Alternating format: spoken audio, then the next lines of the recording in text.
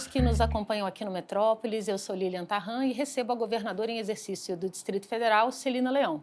Celina foi eleita vice-governadora nas eleições de 2022 e tomou posse no cargo no dia 1º de janeiro. Uma semana depois, teve de assumir a chefia do GDF sob uma crise institucional. No último dia 8, terroristas invadiram e depredaram o Congresso, o STF e o Palácio do Planalto em cenas de guerra que circularam pelo mundo todo. Esta é a primeira vez que Celina Leão dará uma entrevista exclusiva após tornar-se governadora do Distrito Federal. Seja muito bem-vinda, muito obrigada pela entrevista. Obrigada, Lili, estou à disposição.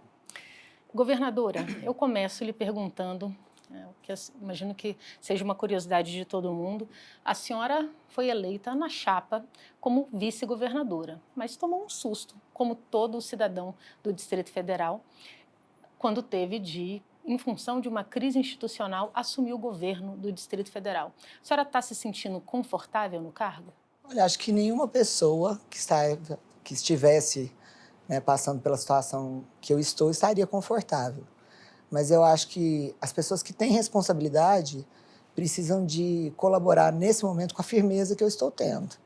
Então, confortável seria uma palavra inadequada para esse momento, mas preparada pelos 4 mandatos que já tive, pela vida política pregressa que já tive, com certeza.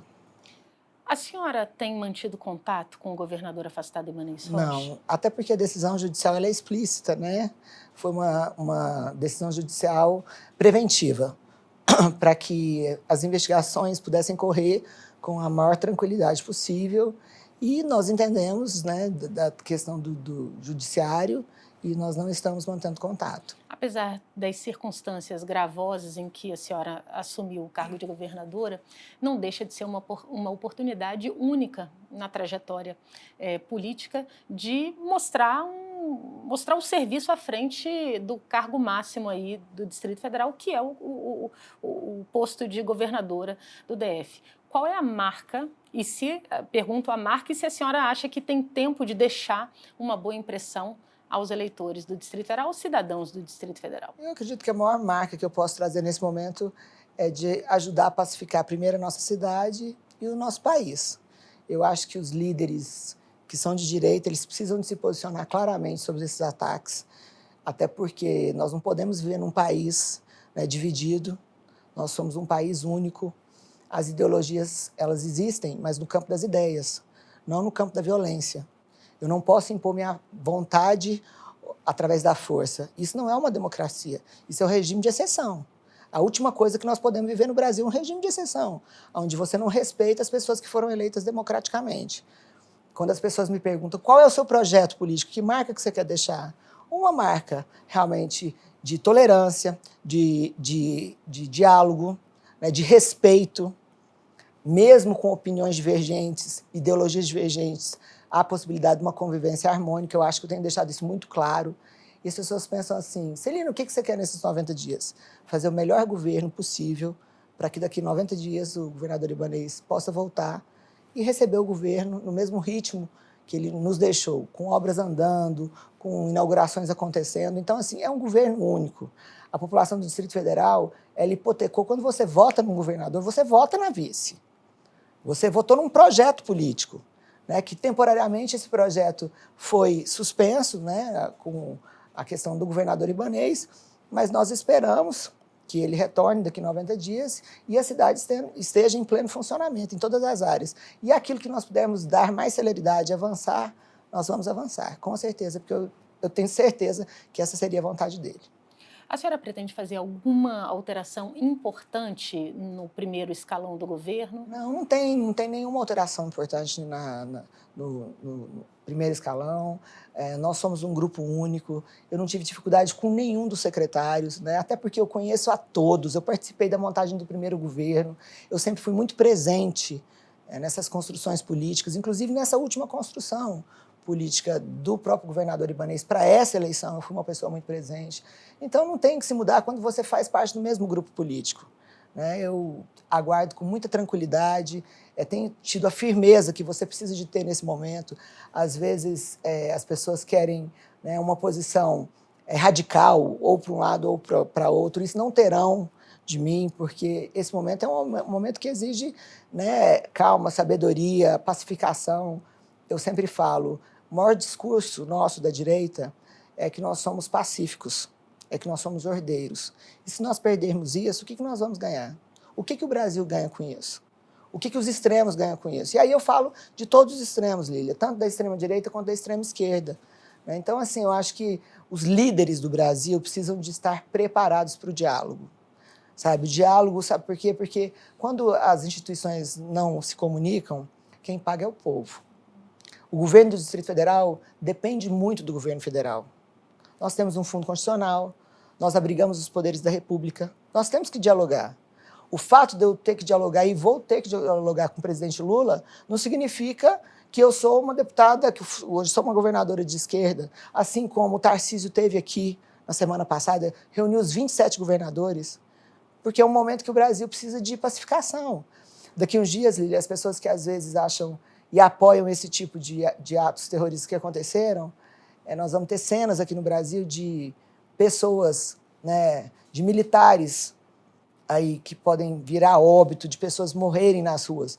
Então, eu acho que a voz dos grandes líderes e dos políticos que têm entendimento é de equilíbrio. A senhora mesmo colocou que representa o campo da direita. Durante as eleições, a senhora se posicionou, fez campanha, e uma campanha ostensiva para o ex-presidente Bolsonaro. Inclusive, junto da ex-primeira-dama, a senhora percorreu o Brasil, e isso não é segredo para ninguém.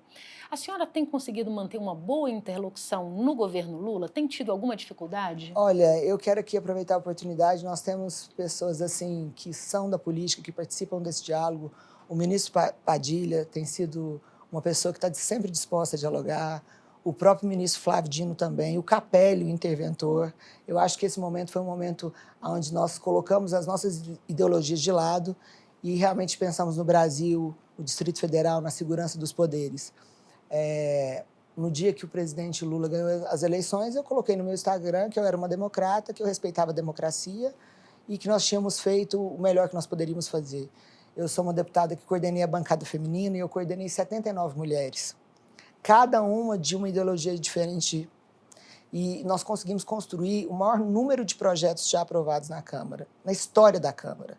Nós aprovamos 200 projetos, 84 deles foram sancionados, graças ao diálogo e ao respeito que eu tenho por todas as deputadas da esquerda, por todas as deputadas de centro, por todas as deputadas da direita. O diálogo, eu acho que ele constrói para a gente, né, ter um país muito melhor. E isso se traduz no resultado da produtividade da minha coordenação enquanto ainda deputada federal. Governadora, no dia 31 de janeiro, acaba a vigência do decreto que determinou a intervenção na segurança do Distrito Federal. A senhora vai manter o interventor como secretário ou vai fazer o convite para que ele permaneça no cargo de secretário? Lília, nós estamos tratando isso de forma prévia. Por quê? Não dá para acabar a intervenção e eu ter uma outra ruptura na Secretaria de Segurança. É um clima de muito risco. Então, o primeiro gesto que nós fizemos foi ofertarmos aí para o governo federal uma pactuação nesses espaços. Essa equipe que está sendo já colocada pelo governo federal será mantida por mim assim que acabar a intervenção. Eles estão indicando os Eles cargos estão indicando, nós estamos estratégicos. dialogando, entendeu? Até porque nós temos uma polícia também, né, que sempre foi muito elogiada. Nós nunca tivemos esse episódio que aconteceu aqui. Nós já tivemos várias manifestações aqui, Lília. Várias, 7 de setembro, impeachment. A Polícia Militar nunca faltou o seu dever.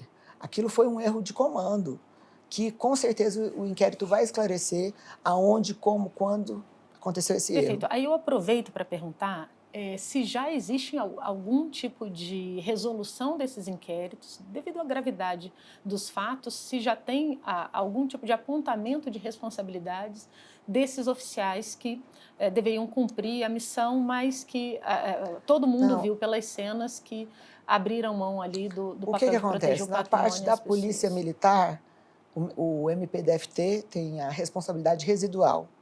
Né? Então, o MP está fazendo as investigações, colhendo as investigações. Na parte do inquérito, como, né, toda a matéria específica, é o próprio Supremo que está fazendo. Então, nós estávamos levantando, nós temos 45 policiais feridos, que foram feridos na manifestação, porque nós tivemos homens, né, e mulheres ali que deram a vida para que a gente pudesse retomar aquele momento da democracia. Por mais que eles fossem minoria, né, com todo aquele cenário de guerra, eles conseguiram retirar os manifestantes. A perda patrimonial, a perda emocional para todos nós, eu como deputada federal que trabalhei tanto naquele plenário, você não tem como não se emocionar vendo aquela cena de tristeza no seu local de trabalho. É a mesma coisa de você chegar aqui amanhã no lugar onde que você produziu tanto e ver tudo isso depredado. É algo assim muito chocante para todos nós. Talvez para quem nunca foi parlamentar, para quem nunca teve ali naqueles poderes, ver aquilo tudo sendo atacado, você se sente atacado. A senhora passou ali quantos anos? Eu passei 4 anos. Como deputada. 4 anos.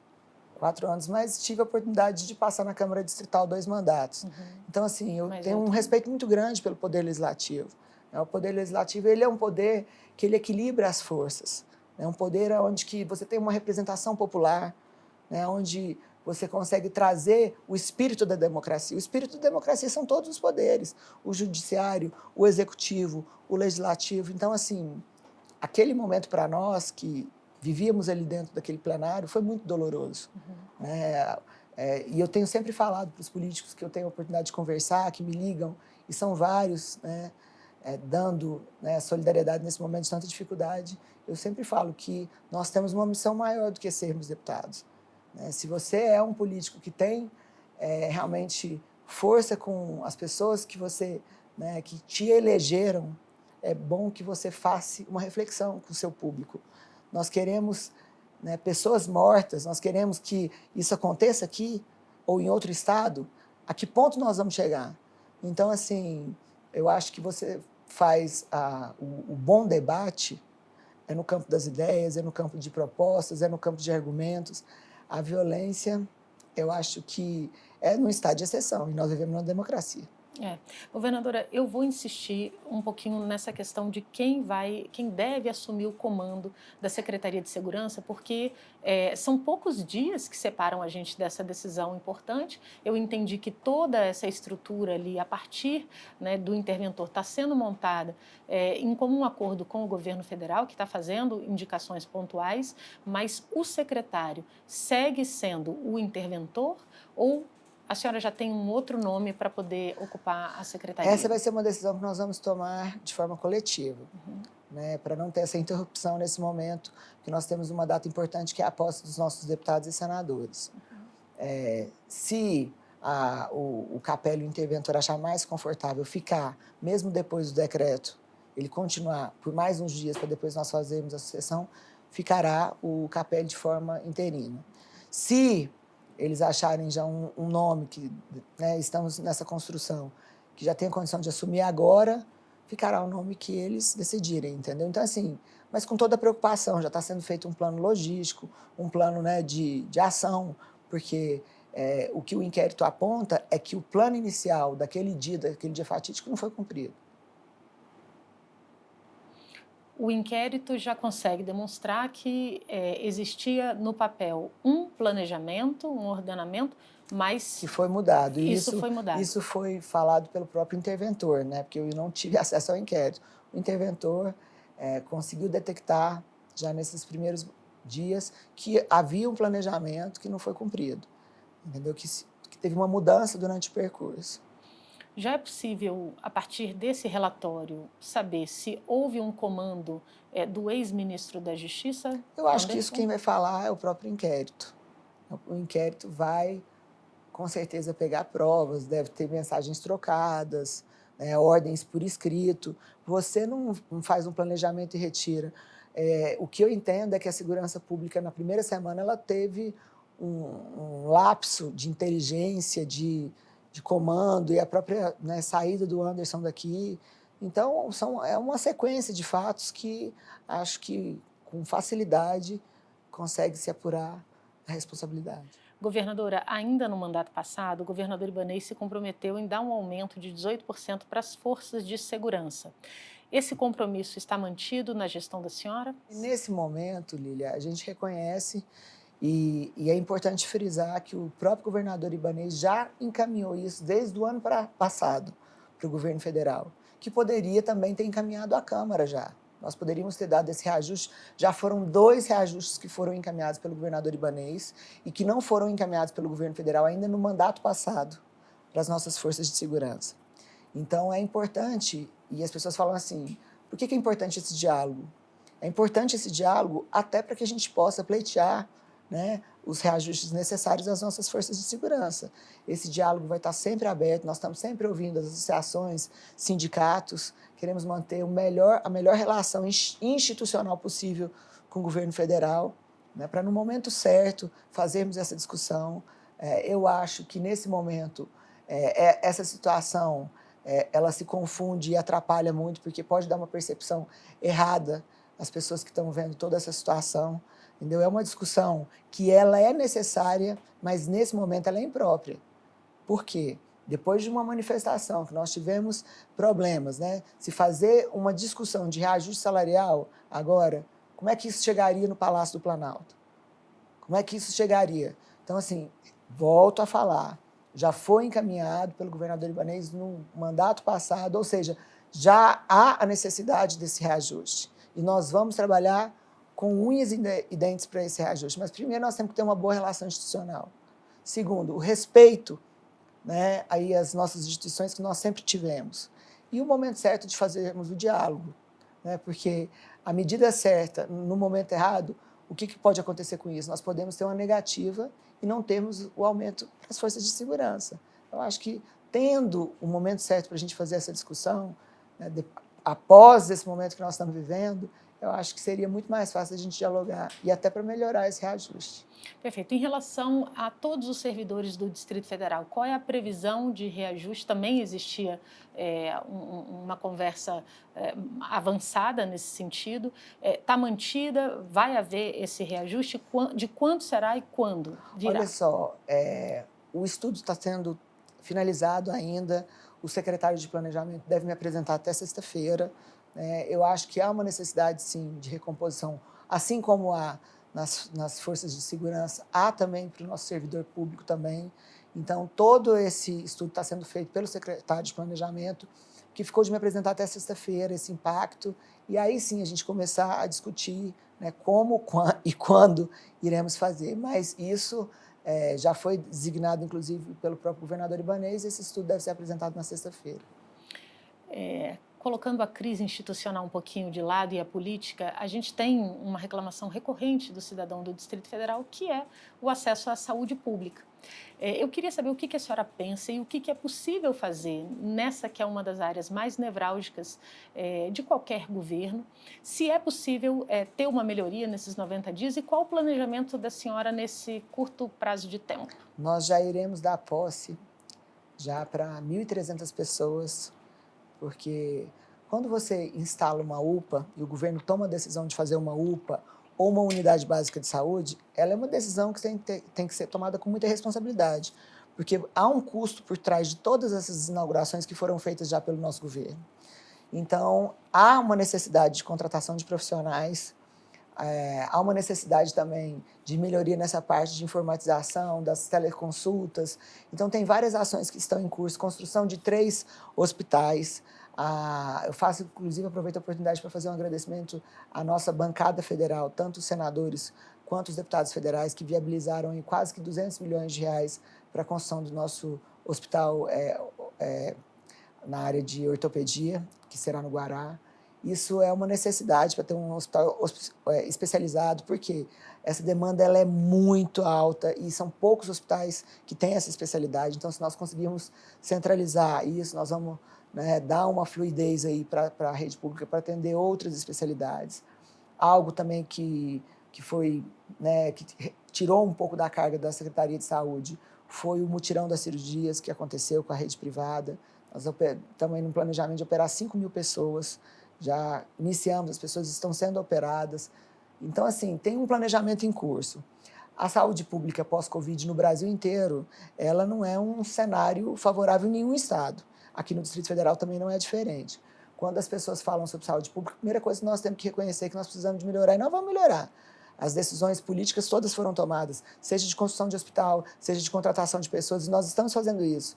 Acredito que a posse dos servidores deve ser, inclusive, na próxima semana, né? Já estão aptos para tomarem posse, e nós daremos posse já imediatamente a essas pessoas. Nós temos o IGES e temos a Secretaria também de Saúde. Também esses dois órgãos também trabalham em integração, porque há uma rede pública, né? Temos as UPAs, temos a Unidade Básica de Saúde, que, né, a gente insiste para que isso funcione direito. A senhora concorda com o modelo de gestão do IGES? O modelo de gestão do IGES, ele é um modelo que ele facilita, ele agiliza muito, porque ele tira a burocracia do Estado, mas ele é um modelo que ele precisa de ser bem controlado. Ele precisa de ser bem, né, fiscalizado, entendeu? Eu acho que ele facilita muito, às vezes até na contratação do servidor, na dispensa do servidor, que muitas vezes, né, não comparece, é facilitado a dispensa desse servidor, não é por concurso público. Então, ele tem toda uma engenharia. Ele tem pontos positivos e tem pontos negativos, como qualquer decisão política que você toma. Mas eu acho que ele consegue dar uma gestão mais rápida. O que precisa é sempre ter ali a fiscalização para que a gente tenha, né, o controle dos gastos. Uma parte robusta do orçamento do Distrito Federal vem do Fundo Constitucional. A gente está falando de 22 bilhões de reais somente nesse ano. A partir de todo esse movimento de crise que a gente viu acontecer, começou-se novamente uma discussão se a gestão desse fundo deve permanecer com o governo do Distrito Federal ou se o governo federal deveria retomar essa administração. Qual é a posição da senhora e a senhora acha que tem força política para manter esse fundo debaixo do governo do DF? Olha só, nós temos que lembrar que nós temos uma população maior do que em vários estados do Brasil. O Distrito Federal, ele é enorme. Ele não se resume ao plano piloto. Então, nós temos uma população à pronta resposta. Então, eu acho que a gestão do fundo 100% para o governo do Distrito Federal seria a melhor situação, porque você teria condição de dar os aumentos que você precisa de dar, sem fazer esse trâmite para o governo federal, daria uma resposta mais rápida, né, a pronta resposta, e não fazer o contrário. Porque qual é a dificuldade? Nós que estamos aqui vivemos o dia a dia. Como é que um governador tem um problema de segurança numa cidade e ele não tem poder para resolver a segurança pública da sua cidade? Essa discussão, ela se faz muitas vezes por pessoas que não moram aqui, que não conhecem Ceilândia, como eu conheço, que não conhecem Samambaia, que não conhecem Santa Maria. É muito fácil falar, vamos federalizar. Mas quando eu tiver os problemas graves, como eu tenho aqui, que você dá um telefonema e liga para o seu secretário, e liga para o diretor-geral e cobra, para quem que você vai ligar? Para o ministro da Justiça, que tem 1 milhão de obrigações? Então, assim, é realmente confiar no governo do Distrito Federal, nas nossas instituições, na nossa gestão, para que a gente possa realmente ter a gestão total. O ideal, Lília, não é nem mandar para o governo federal, é que a gente tenha a gestão administrativa como nós já temos e a financeira, para que a gente possa dar a pronta resposta, e não ao contrário. Porque é muito difícil esse diálogo, né, com o governo federal, sendo que você tem problemas diários. Vou te dar um exemplo. Nós temos aqui várias invasões que começam repentinamente. A polícia precisa de ser acionada para chamar. Essa semana eu fiz um telefonema para o interventor para não deixar que a gente tivesse invasões. Prosperar. Uhum. Então, a gente agir preventivamente. Você já imaginou a burocracia de tudo isso se essa gestão for toda do governo federal? Entendeu? Então, assim, a gestão financeira já é deles, nós precisamos de autorização deles. A gestão administrativa, no mínimo, para qualquer governador, ele vai ser responsabilizado por atos que ele não tem controle.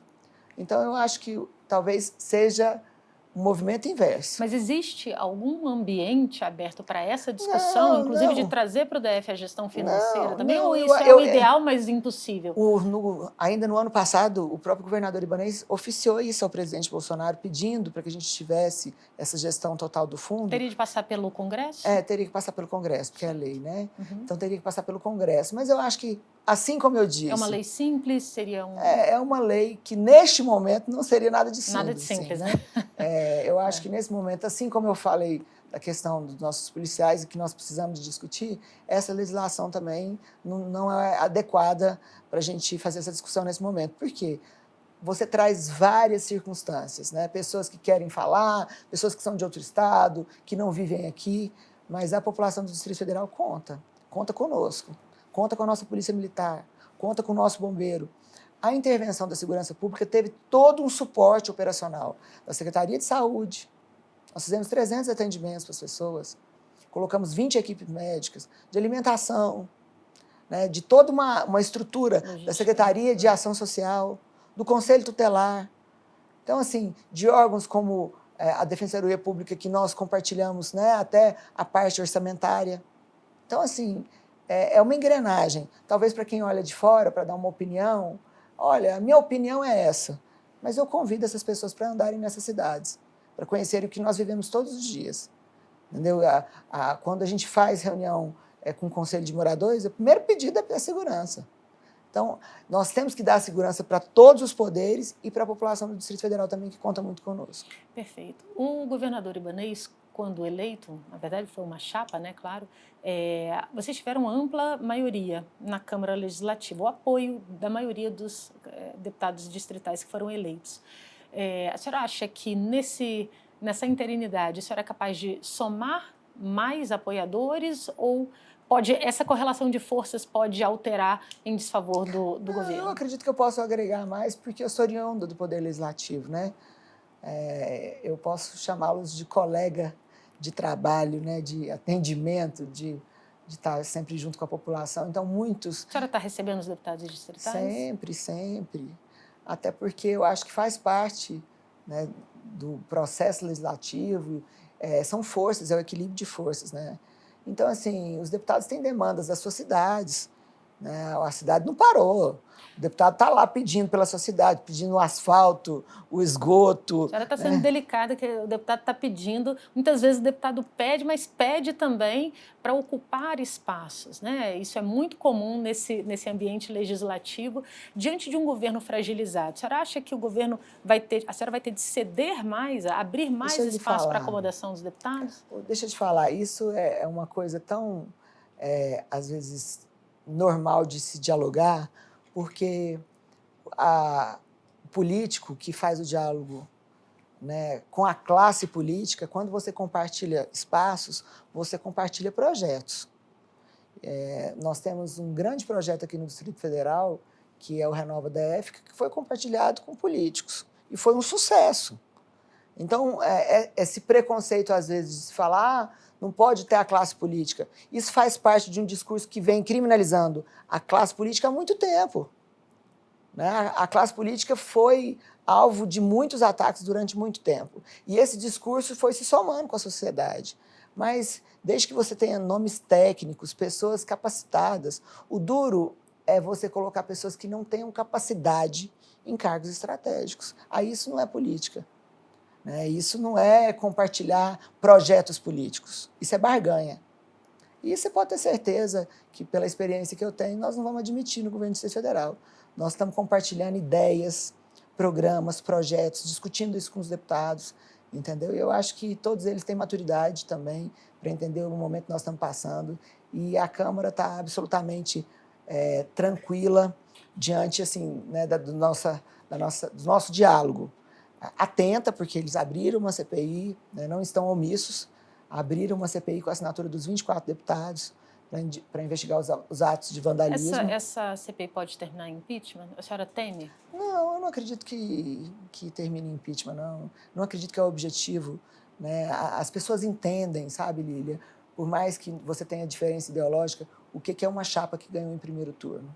É a vontade popular nas urnas, de um projeto vitorioso. Entendeu? As pessoas...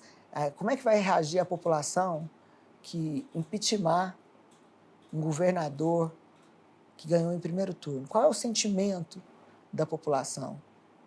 Entendeu? Então, assim, eu acho que esse tipo de fala, nesse momento, né, e diante dos fatos, que eu acho, né, que já são dolorosos para nós, intervenção, afastamento, entendeu? A Câmara tem sido muito correta. Os deputados de esquerda fazem a cobrança que precisam de fazer, fazem, né, os pedidos que precisam de fazer, com a firmeza diante da gravidade dos atos, mas com equilíbrio, sabendo também que nós precisamos dele para realmente cuidar do Distrito Federal como um todo.